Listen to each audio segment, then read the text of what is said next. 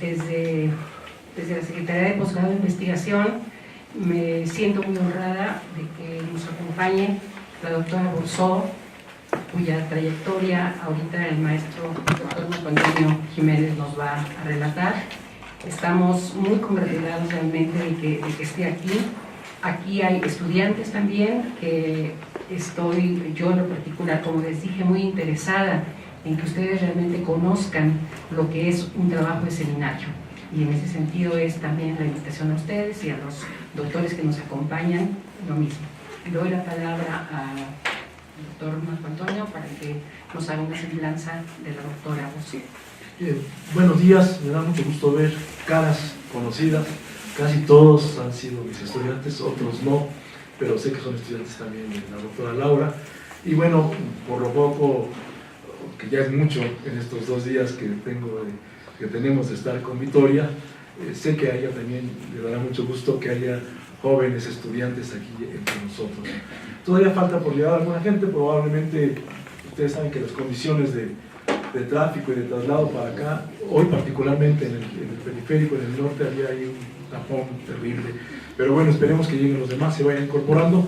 La ventaja es que vamos a trabajar a manera de seminario, es decir, se trata de que hagamos algunos comentarios, preguntas sobre lo que la doctora Victoria Borzó nos comente.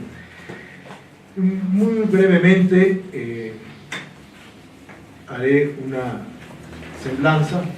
Para nosotros, en el proyecto PAPIT sobre justicia y prácticas culturales en el mundo contemporáneo,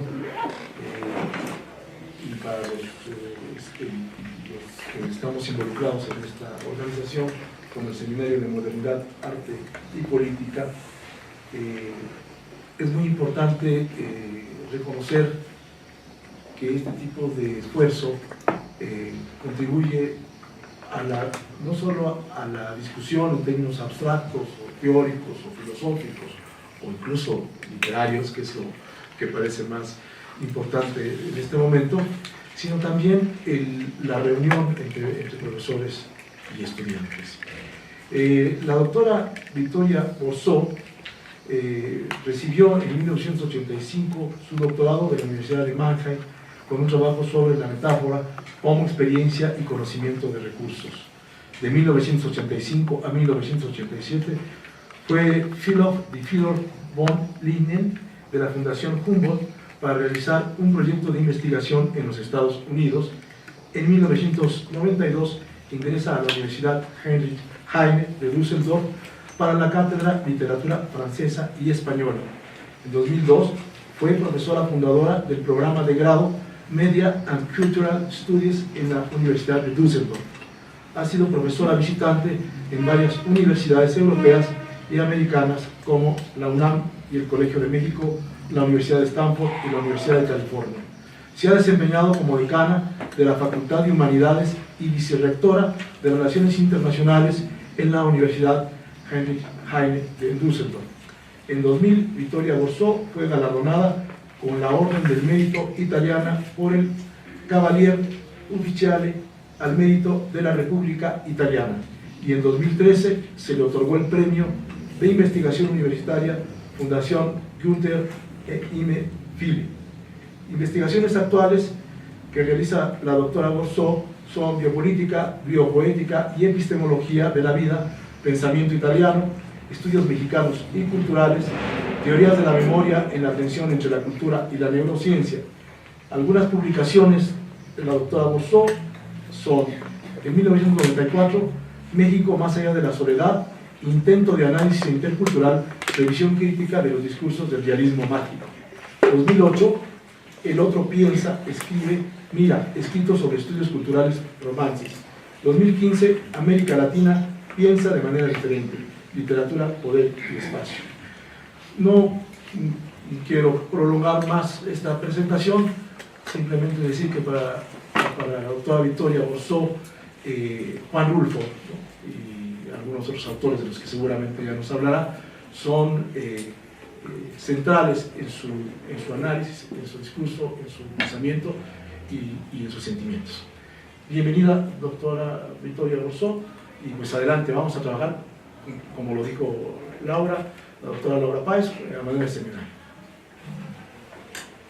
Muchísimas gracias. Agradezco a la doctora Laura, al doctor Marco y a la doctora Ana María esta invitación aquí a México. Ya ayer dije cuánto me emociona estar en México desde la primera vez que estuve en el 85, donde tengo la impresión de ser mexicana y por supuesto no lo soy y por eso puedo ser aún más abierta frente a los recursos de los mexicanos, recursos vitales de los mexicanos que siempre aprecié como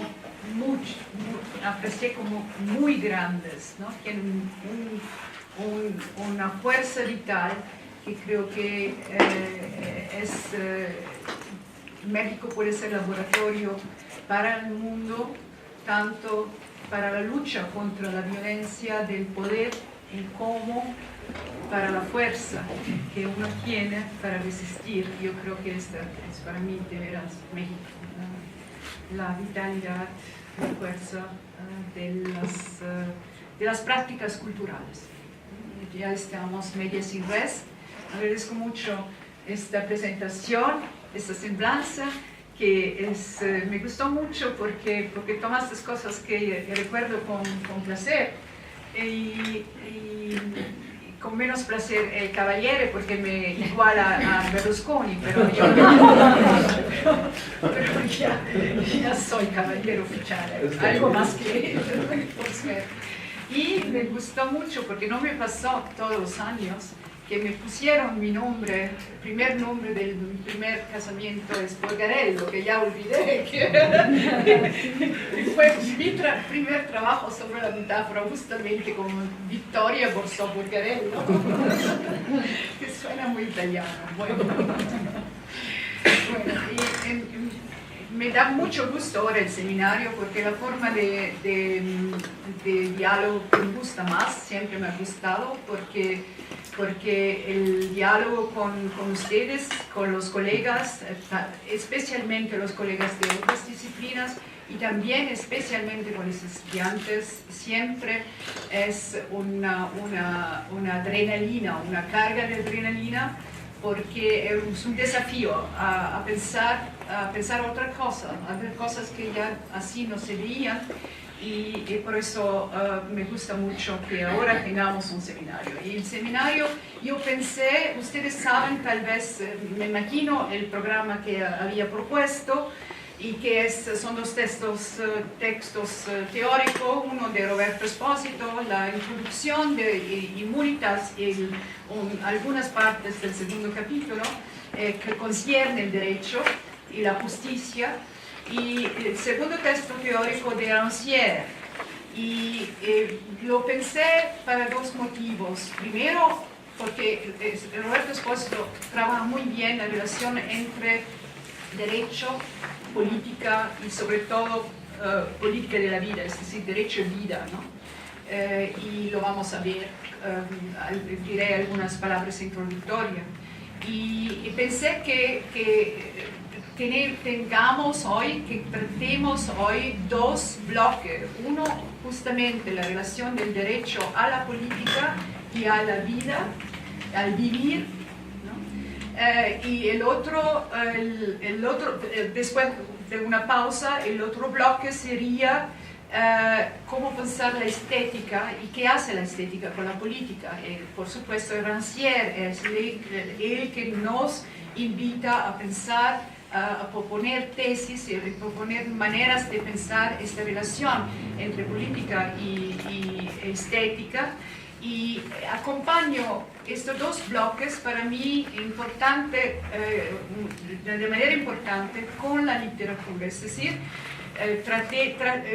me imagino, así haría yo, y diré algunas palabras introductorias para abrir la discusión, es decir, primero, ¿qué nos propone Roberto Espósito con respecto al derecho? ¿Y qué leemos en Shakespeare con respecto al derecho? Y para mí me parece algo muy, muy impresionante que el tema de la carne sea el tema en los dos, ¿no? A ver qué pasa.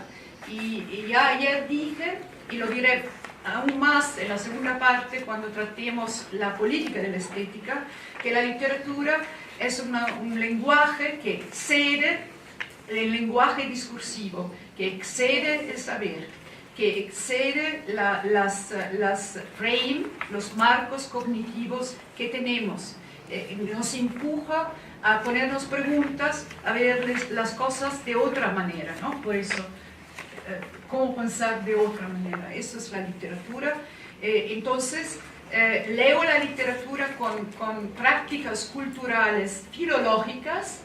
Esto trataré de hacer un poco, digamos, estructurar la discusión a partir de esto, ¿no? ¿Cuáles son los momentos, los textos que tal vez nos ponen preguntas, ¿no?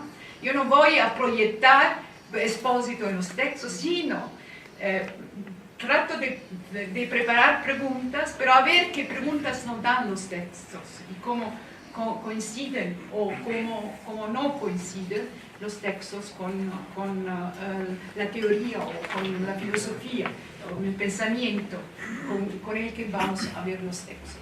Así lo propongo y espero que ustedes estén de acuerdo, y si están de acuerdo, y tiene ahora la posibilidad de decir que no, si no oigo nada, empiezo a presentar, digamos, mis ideas de la relación justamente sobre el derecho y la política, o más bien el derecho y la política sobre la vida con respecto a la política de la vida.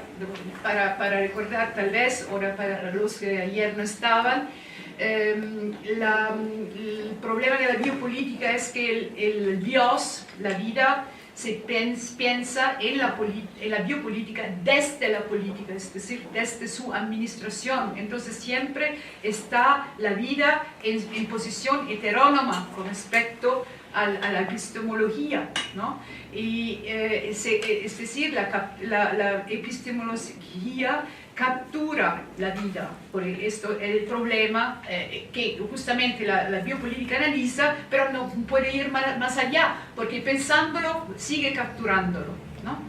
Y esto es el momento para mí importante del viraje que hace Roberto Espósito, después de la crítica de esta dependencia, de esta heteronomía del pensar la vida con la biopolítica, lo que él llama la biopolítica afirmativa, es decir, buscar un concepto de vida que venga desde la inmanencia del vivir, ¿no? Desde una política misma del vivir, y lo piensa él, es decir, una política de la vida ni sobre la vida, no sobre la vida. Y esto vale para el saber sobre la vida o el saber de la vida. La vida misma tiene un saber, ¿no?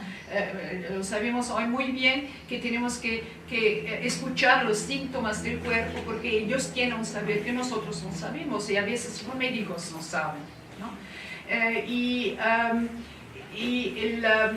Recuerdo otra vez que el viraje que hace Espósito lo hace partiendo de Georges Canguilhem, el epistemólogo, que justamente hace una diferencia entre conceptos en la vida y conceptos sobre la vida, ¿no? Y que quiere decir concepto en la vida, es decir, buscar la manera de pensar la vida desde la vida misma, y no es digamos, una fantasía. Canguilhem se refiere a los biólogos que justamente trabajan sobre el bios, sobre la biología, sobre la vida, y son ellos mismos vida, y él dice, Canguilhem mismo, tiene el vantaje que cuando están dentro de la ducha en la noche o la mañana, la contingencia de la vida le puede dar un salto epistemológico que no tiene en el laboratorio. Y entonces propongo yo este experimento, tratar la literatura como si estuviéramos en la ducha, debajo de la ducha, es decir, porque la literatura efectivamente, decía Roland Barthes, decía, la escritura se diferencia del lenguaje discursivo porque en la escritura hay cuerpo, en el lenguaje discursivo no hay, mera abstracción, ¿no? Y entonces, bueno, esto para empezar todo el panorama.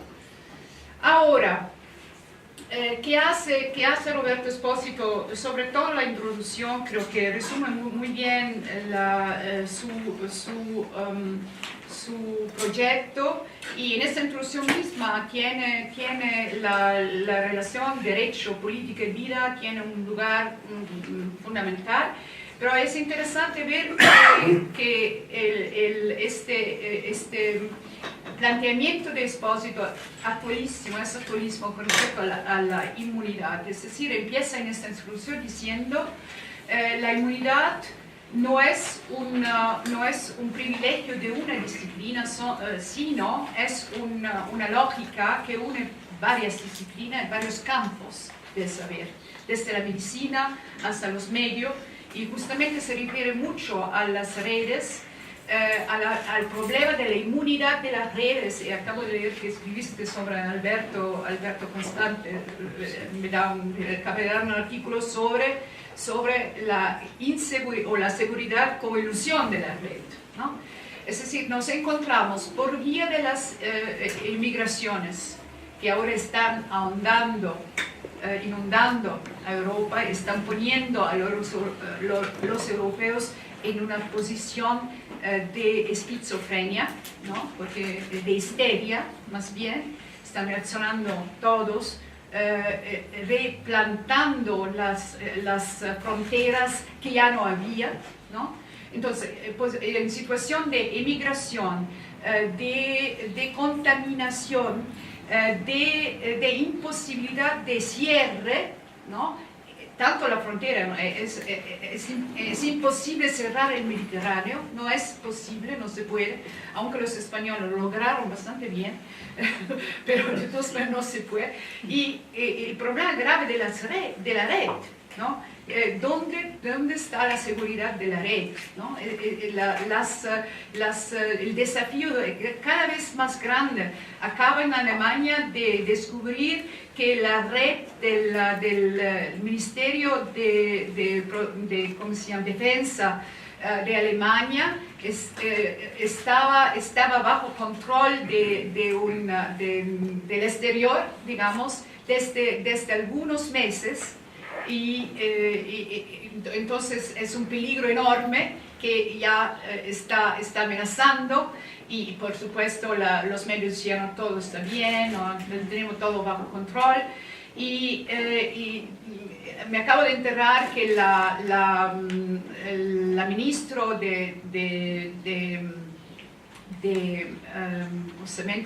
¿cómo se llama? Acabo de decirlo, del Ministerio de Protección, del Ministerio de Seguridad de Alemania, está dando razón a Trump que los europeos tienen que hacer más para la defensa, el Ministerio de Defensa, para la defensa de los países, etcétera, etcétera. Bueno, la introducción es, nos encontramos en una situación donde la inmunidad es una violencia tan fuerte que puede volverse una patología de autoinmunidad, ¿no? Y el problema, dice él, no es el problema de una situación histórica particular, sino es un problema de planteamiento de la inmunidad. Y él busca justamente dónde se encuentra este planteamiento que provoca justamente para inmunizarse un armamiento ahora internacional llamado justicia, ¿no? Se trata de establecer ahora justicia que están interrelacionadas, aunque estén pensadas desde la nación. desde la identidad de la nación, desde el encierro, ¿no? El problema de la justicia internacional ahora es pensar la interrelación dentro de un sistema que está basado sobre la distinción, la separación, el encierro. Esto es, ¿por qué? Porque la nación, digamos, la seguridad se pensó, no lo dice en la introducción, pero lo dice en este libro, se pensó desde Thomas Hobbes frente al peligro de la muerte que destruye la vida, ¿no? Y entonces la inmunidad, ¿qué quiere decir la inmunidad? Y lo piensa también etimológicamente. La inmunidad en el derecho romano era la liberación del munus, es decir, la liberación de la obligación. Es decir, el inmune no tiene obligaciones. El inmune no tiene obligaciones y los políticos, por ejemplo, son inmunes. ¿Por qué? Por ejemplo, ¿por qué Berlusconi quiere ser presidente del Consejo de Italia? Porque es inmune, ¿no? Ahora no lo puede porque no es inmune, ¿no? Ya hicieron un juicio. Pero la inmunidad es la libertad de obligaciones frente a los otros. Y entonces hay dos momentos peligrosos, es decir, dos momentos tanatológicos, dos momentos que conllevan un proceso autodestructivo, que es el encierro y la vacuna, que es nada más que introducir la muerte, el peligro, la amenaza dentro del sistema mismo, porque eso quiere decir inmunizarse, ¿no? Él dice claramente, la inmunización es desde Pasteur y Koch, los que descubrieron la vacuna, por suerte la tenemos, ¿no? Pero desde allá se pensó la inmunización a partir de algo amenazante que hace parte de una identidad que es supuesta ser homogénea, es supuesta ser identitaria. Es decir, entonces, la inmunización es un proceso que conlleva una esquizofrenia ya desde el principio y que justamente, dice él, reduce una parte importante de la vida poniendo dentro la vida la muerte. Como si la vitalidad de la vida no pudiese expresarse, ¿no? Esto es el primer punto que hace él. Y a ver lo que ahora el derecho, ¿qué hacer con el derecho? El derecho se pensó dentro de esta concepción de la inmunidad, se pensó no como la protección de las obligaciones, sino impedimento de las obligaciones, como inmunidad. Se reversó, digamos, el concepto del derecho. Es decir, el derecho es siempre, desde aquel momento, el derecho es siempre el derecho de uno, no de todos o no de muchos. Está siempre ligado a la propiedad, está siempre ligado a una negación, ¿no? Es un nexo negativo que une comunidad y derecho y refuerza la identidad, refuerza lo propio y hace que la alteridad sea un peligro, ¿no? Porque la alteridad justamente es lo contra que el derecho ayuda a inmunizarse y la alteridad es equivalente a la amenaza de muerte, ¿no? Y todo esto provoca justamente la sensación de una carencia, es decir, la identidad pensada de esta manera, como encierro y como inmunidad, necesidad de protección, es una carencia que provoca compensaciones. Que provoca compensaciones sin dar a la vida espacio para expresar sus energías vitales, ¿no? Sus energías vitales que superan los límites de la norma de inmunización, ¿no?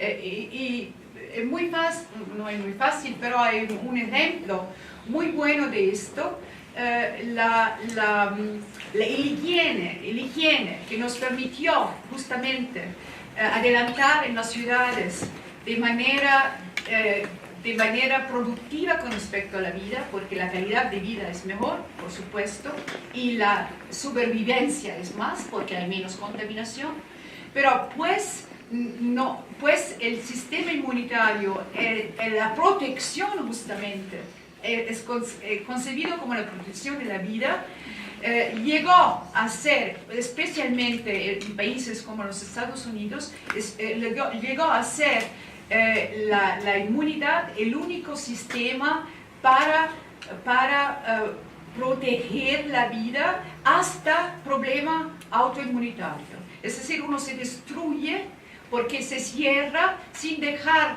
posibilidad a las energías vitales de abrir zonas de contactos, ¿no? Porque el contacto es contaminación. El derecho que hace el derecho es una contracontaminación. Es un nexo negativo que una comunidad y derecho refuerza la identidad y tiene lo propio, la propiedad como punto de partida, ¿no? Y bueno, la propuesta de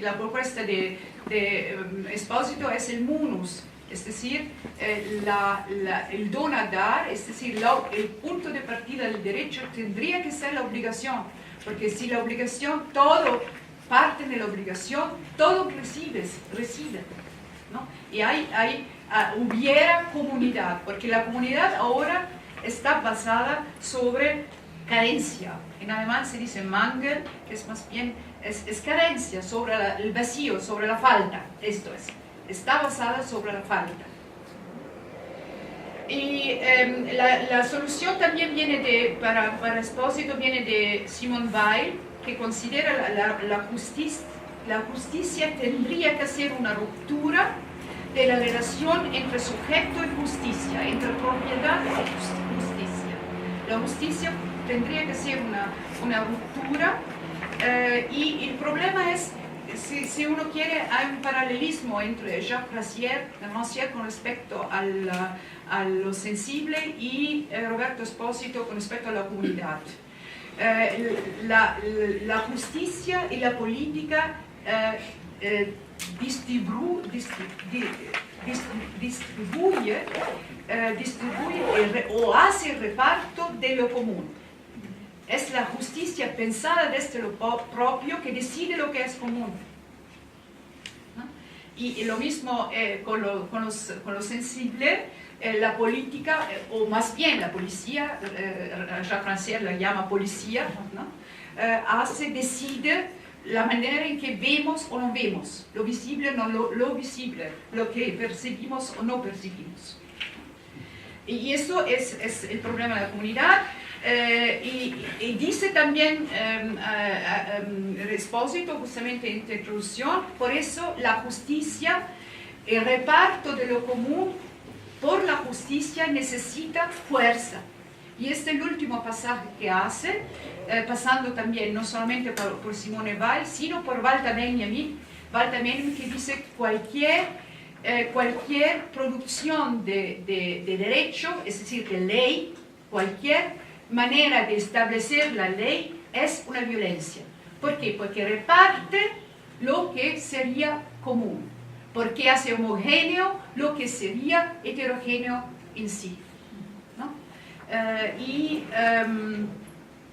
El próximo pasaje, es decir, el desarrollo del pensamiento de Espósito a partir de Benjamin. Ustedes se recuerdan, Benjamin, que hace una diferencia entre la violencia mítica y la violencia política. La violencia mítica es la violencia de los humanos que no critican más, es decir, que no reflexionan más sobre en el sentido del mito como un lenguaje de la verdad, no reflexiona más sobre la violencia que están haciendo cuando producen veredictos de ley, cuando producen la ley. No reflexiona más porque están ilusionados de producir verdad, Y el último paso es que la vida, si la vida es culpable, es decir, la ley hace la vida culpable, dice ya Benjamin, y Espósito dice, no solamente la hace culpable, sino reduce la vida a puro material. Perpetúa la vida mediante el sacrificio del viviente, y que sacraliza la mimética de la violencia estudiada por René Girard, Es una secularización de la mimética del sacrificio. ¿Por qué? Porque se sacrifica la heterogeneidad, la vitalidad de la vida para reducirla al derecho de la propiedad. Y ahora terminamos. Hoy terminamos. Y yo pienso que justamente Shakespeare es una puesta en escena tanto de la intersección de los campos debajo de esta lógica, como de las consecuencias letales de esta lógica. Yo veo esta consecuencia en la manera en la que el judío Shylock, en este juicio, que es en el sentido del renacimiento, es una victoria de la razón de Porcia. Nosotros las mujeres somos fieles, ¿no? Una victoria de la razón, del raciocinio renacimental, porque ella es un abogado maravilloso, porque partiendo del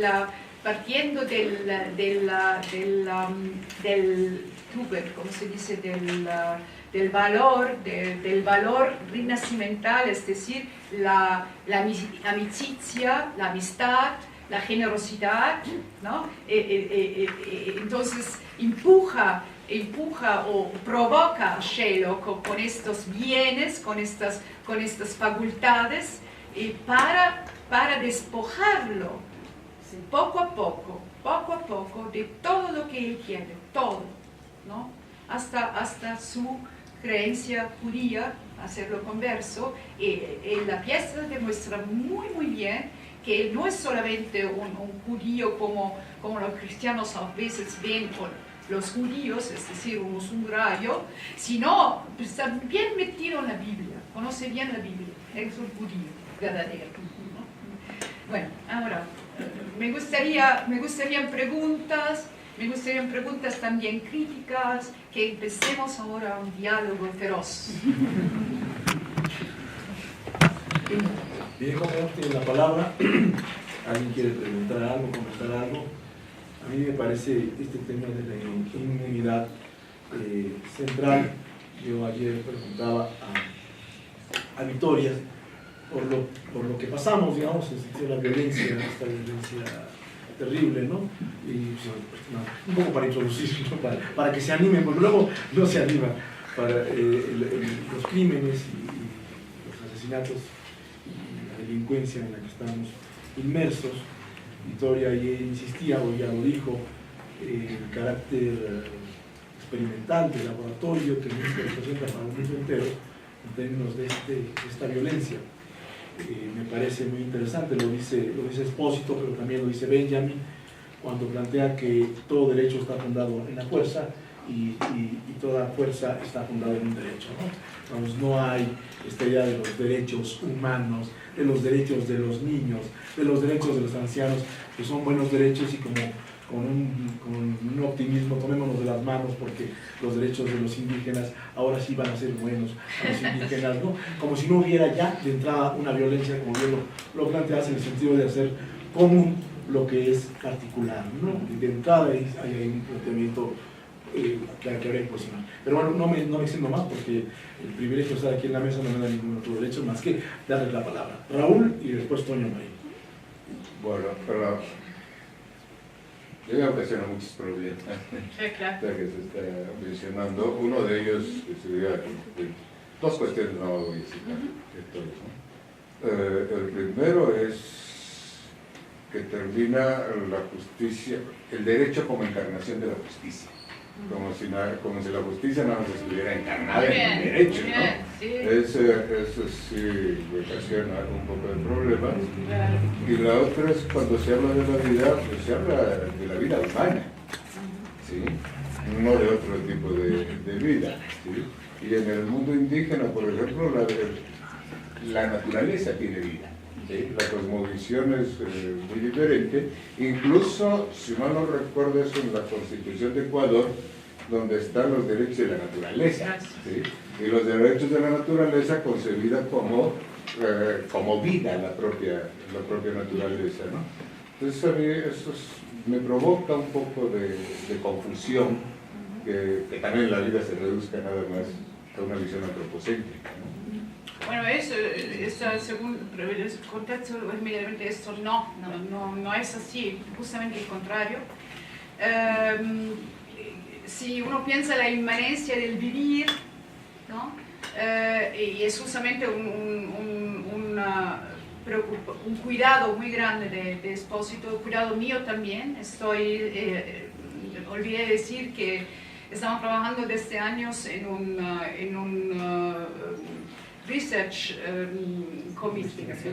investigación, pero conjunta con varias disciplinas, financiada por el Endowment for Humanity, con el título Materialidad y Producción.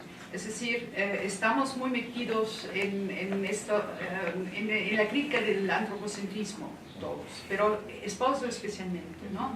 Él busca en Bios, nosotros hemos hablado solamente de inmunitas, es el problema de inmunidad, ¿no?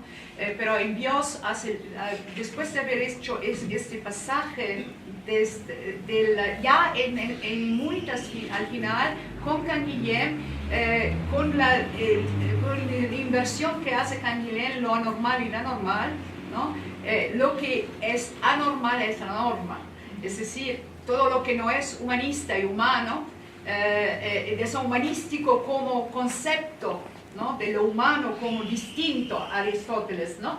Es anti-aristotélico en el sentido que justamente hasta la relación entre la prótesis y el cuerpo es cuerpo, que no hay distinción, que justamente estas zonas de contacto son importantes. En otros libros, en Bios, la vida es las etzeitas, es decir, el evento del nacimiento, que es un nacimiento de humanos como no humanos. Él parte justamente de una ontología procesual que bueno, él menciona a Georges Simondon, que es muy importante, de hecho, es decir, al comienzo hay un apereo, y hay un proceso de devenir, la forma devienen, y no hay ni una diferencia esencial entre animal y cosas o ser humanos. El vivir es el viviente es humano y no humano, y también el ambiente es viviente,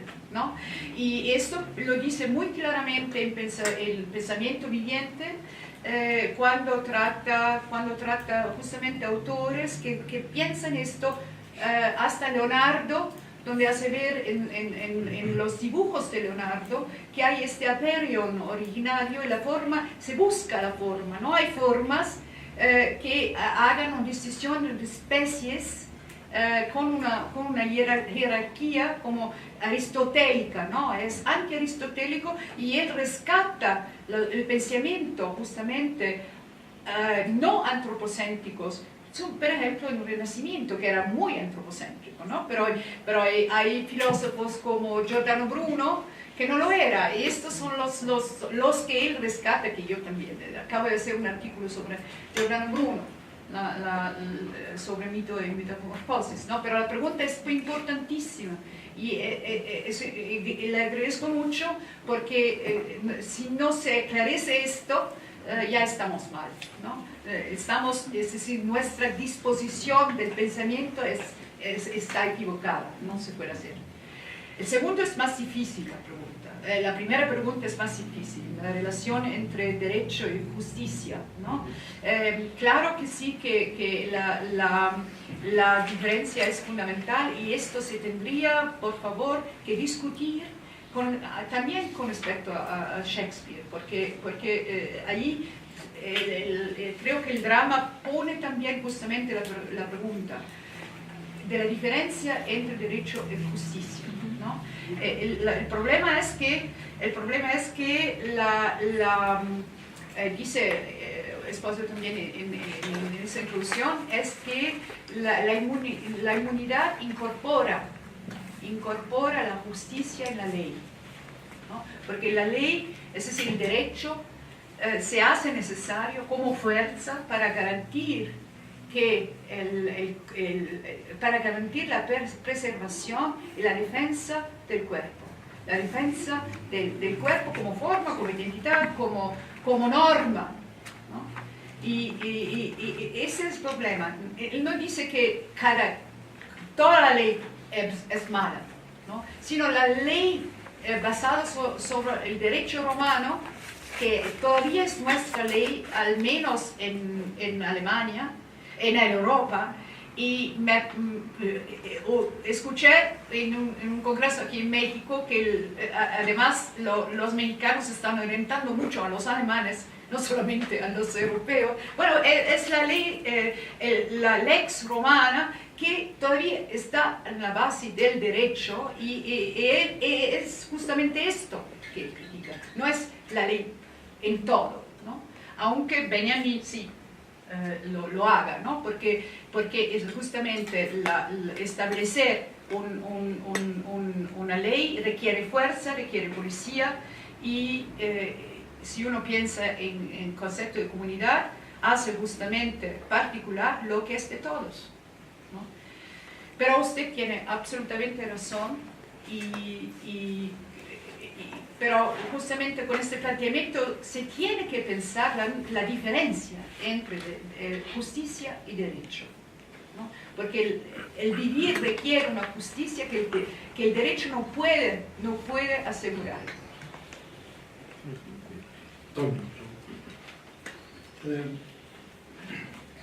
A mí el concepto de inmunidad me da muchos problemas. Claro.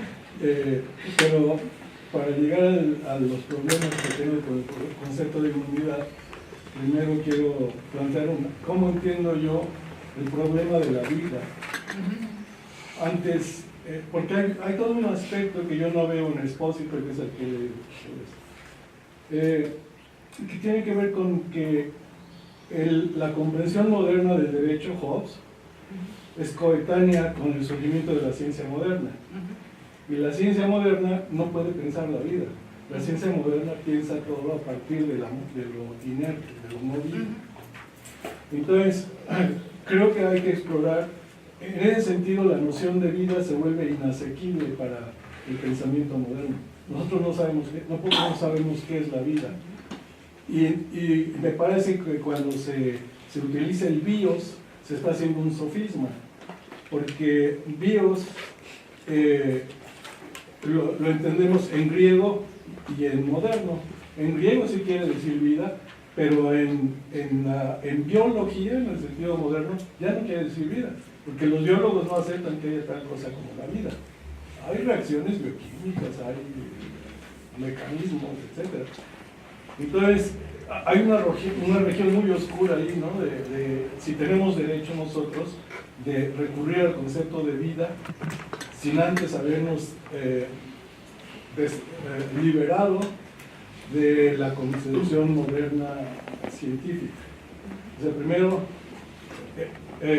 tendríamos que separarnos de la comprensión científica moderna de la vida para poder empezar a hablar de biopolítica en un sentido que no estuviera siendo meramente metafórico.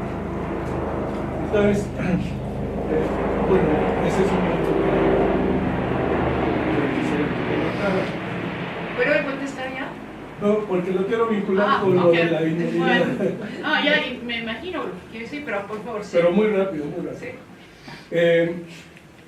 Para mí, inmunidad necesariamente tiene que ir vinculada con salud, porque cuando me vacuno es para ser saludable, no para enfermarme. Entonces, me parece que ese lado de, o sea, cuando en la explicación inmunológica de la política no queda claro para mí cuál sería la salud. Porque en este sentido, por ejemplo, se me está ocurriendo la destrucción de las Torres Gemelas sería una vacuna americana. Que dependiendo de cómo entienda la salud, puedo decir que funcionó o no funcionó. Porque si la salud consiste en que se funda el Homeland Security, que quita los derechos prácticamente, los derechos constitucionales en Estados Unidos, si lo que estaba enfermando a Estados Unidos y que necesitaba la vacuna de las Torres Gemelas es eso, entonces funcionó muy bien, porque la salud consiste en eliminar los derechos constitucionales. Pero uno bien podría entender que eso es una enfermedad. Eso es sofismo, Creo que a Platón no le hubiera gustado.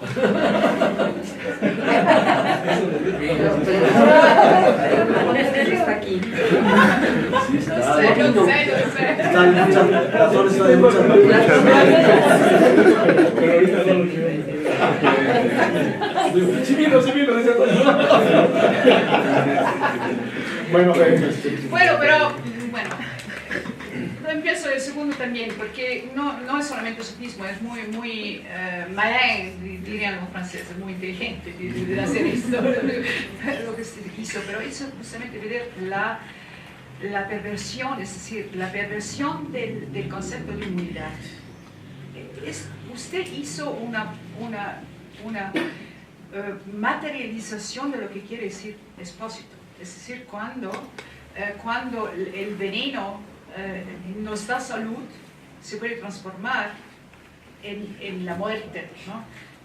Es la deriva autoinmunitaria. La deriva de los Estados Unidos podría ser querer la destrucción del terrorismo, querer el terrorismo. Creo que lo hace, en verdad, ¿no? Los fantasmas de los Estados Unidos lo hacen, ¿no? Quiere el terrorismo justamente para ser Estados Unidos de América, America First, ¿no? Pero ahora se ve justamente, esto es, le agradezco mucho, es magnífico, es la materialización de lo que quiere decir el problema de la inmunidad. Pero quiero puntualizar también cosas que no se puede saber bien, digamos, no podría decir, y que también tal vez no está claro en el espacio mismo. Primero, concepción científica. Claro, el problema empieza con la matematización, digamos, de la vida, ¿no? Y entonces la vida desaparece. Pero esto es la ciencia moderna, claro. Pero cuidado, los científicos no son tan malos como nosotros creemos hoy.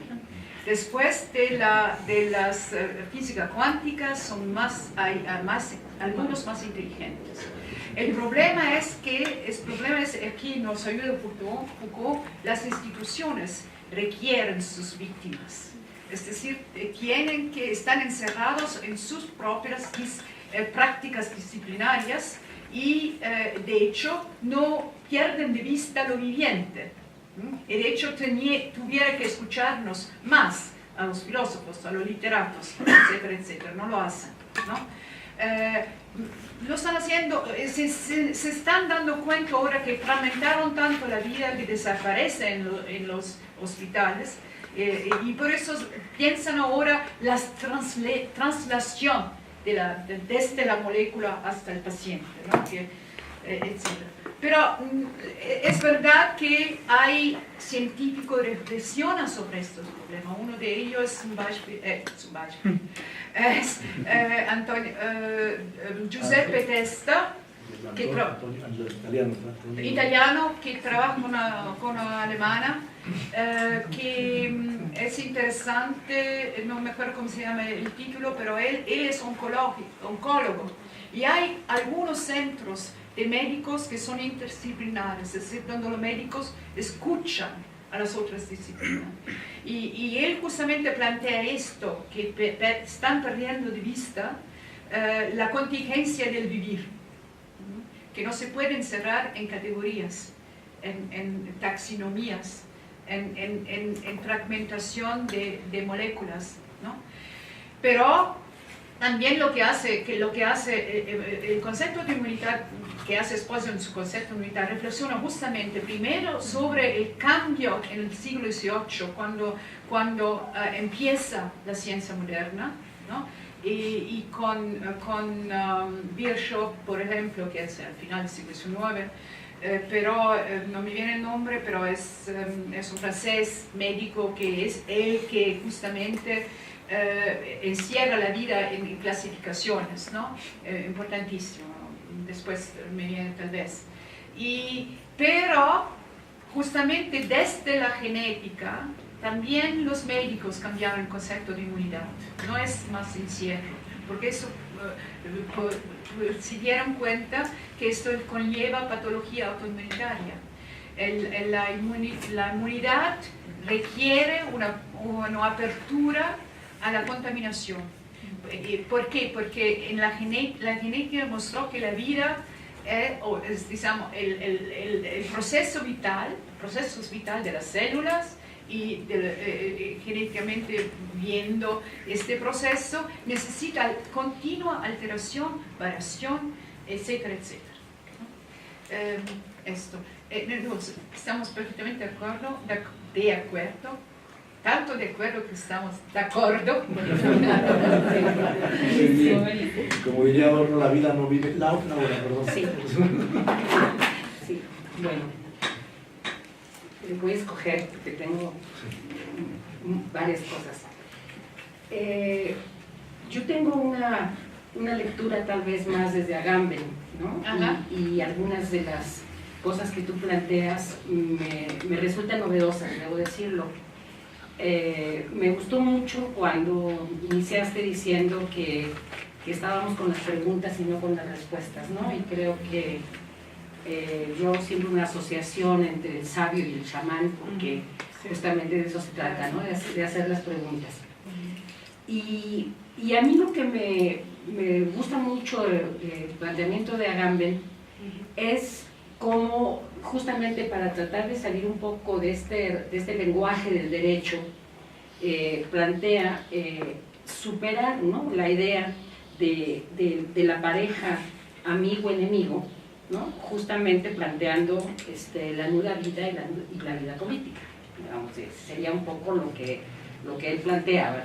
Y por eso cuando yo escucho BIOS, al menos desde mi lectura de Agamben, siempre lo tengo que referir a Zoé, porque desde la manera como Agamben lo trabaja, sí, efectivamente Zoé es espacio de la vida desnuda, pero también dice, él habla ahí con relación a la voz, ¿no? Hay algo, vamos a decir, hay algo invocante en Zoé. Y BIOS es justamente el espacio de la vida política, ¿no? Claro, en griego que es. Exacto, ¿no? Y entonces, si nosotros colocamos a la voz, ¿no? Como, vamos a decir, a lo mejor, bueno, en mi jerga, lo digo como una función invocante, del lado de BIOS coloco el lenguaje, ¿no? Es decir, así lo pienso. No entendí muy bien esta última, la voz me parece muy importante, no entendí muy bien el rol que juega en esto. Bueno, en Agamben sería, o sea, justamente, tal vez como la inmanencia, precisamente, ¿no? Claro, con razón. Y bueno, entonces, en este razonamiento, la pregunta que a mí me surge justo es, ¿cómo pienso, ¿no?, una biopolítica positiva? Digamos, Esto es tendría yo, la pregunta que tenemos. Sí, tendría yo que saber, ¿no?, cómo pensar la biopolítica positiva para poder seguir, ¿no?, en este asunto. Y la otra, cuando tú hablas en qué hacer con el derecho, y esta idea de que, bueno, que el derecho es siempre el derecho de uno, que plantea justo Expósito, que yo estoy de acuerdo, tú dijiste, ¿no?, refuerza lo propio y hace que la alteridad se convierta en peligro, ¿no? Esto me parece muy correcto. Pero entonces ahí también me surge la pregunta justo con relación a lo otro, porque lo otro no es nada más lo otro, ¿no? Es decir, lo otro siempre está dotado de ambivalencia, diría yo, ¿no? Digamos, hay, ¿no?, el otro es amenazante, es cierto, ¿no?, pero el otro también es de ese del que dependo, ¿no?, pensando justamente en lo que es ¿cómo diríamos?, este desamparo infantil, ¿no? Digamos, hay un desamparo infantil que me hace, o sea, el bebé llora, ¿no? Y espera, ¿no? Espera algo. Claro, espera algo que espera la leche, no se espera la comida, pero claro que él no sabe que en este caso el seno le pertenece a otro, él cree que es suyo, ¿no? Es decir, hay también esta idea de propiedad que empieza justamente ahí, ¿no? O sea, no hay nada más propio para un bebé que el cuerpo del otro, ¿no? Entonces, el cuerpo del otro es absolutamente suyo, ¿no? Entonces, sí, ¿no? Entonces ya iba al punto de decir, ¿acaso en este razonamiento, y es pregunta por supuesto, estamos haciendo de lado esta situación de ambivalencia que es justo lo que coloca la tensión, ¿no es cierto? O sea, la tensión entre el otro y yo, ¿no? Que bueno, que yo tampoco soy yo, ¿no? También es otro. Esto es... que también es otro. ¿Cómo, no? ¿Cómo sería ahí, ¿no? Ya para resumir, ¿hasta dónde, no, puedo yo introducir esta categoría de ambivalencia en el discurso, ¿no?, que estás tú ya desarrollando? Muy bien. Good. Muy bien, Soncho. ¿Por qué? Primero, digamos Agamben. Me traté mucho Agamben, lo invité a Düsseldorf y me gustan muchas cosas, pero primero, Agamben tiene vida política, que es Dios, y que produce justamente, dice, es importantísimo el proyecto Homo Sacer, la vida política produce Homo Sacer, es decir, produce vida nuda, no en la violencia de Hannah Arendt, sino en la destrucción, digamos, sin derecho, ¿no?, del ser que se puede sacrificar sin que uno pueda ser perseguido por la ley. Se puede matar sin que se pueda... Sin consecuencias. Ese es Homo Sacer. Eso es Homo Sacer. Hombre sagrado, ¿no? Exactamente. Para Expósito deja ver, es decir, Expósito dice que justamente que esto es biopolítica, es biopoder, porque el Dios, cuando se piensa el Dios en categoría de política, se produce Zoe, ¿no? Se produce entonces Homo Sacer. El problema tiene mucha razón y tiene mucha razón en el análisis del problema de violencia extrema en varias situaciones. El problema del proyecto Homo Sacer es la falta de digamos lo absoluto de este concepto. Cuando él dice que el estado de excepción en el que nosotros nos encontramos es el campo de concentración, esto no se puede decir, ¿no? Es apocalíptico, Agamben es apocalíptico. Y tú dijiste, entonces, entre Zoe y Dios, hay otra posibilidad, no lo mencionaste, pero es lo abierto. Es justamente lo abierto donde la voz, digamos, signo de la inmanencia, donde la voz es capaz de reactivar o de provocar el evento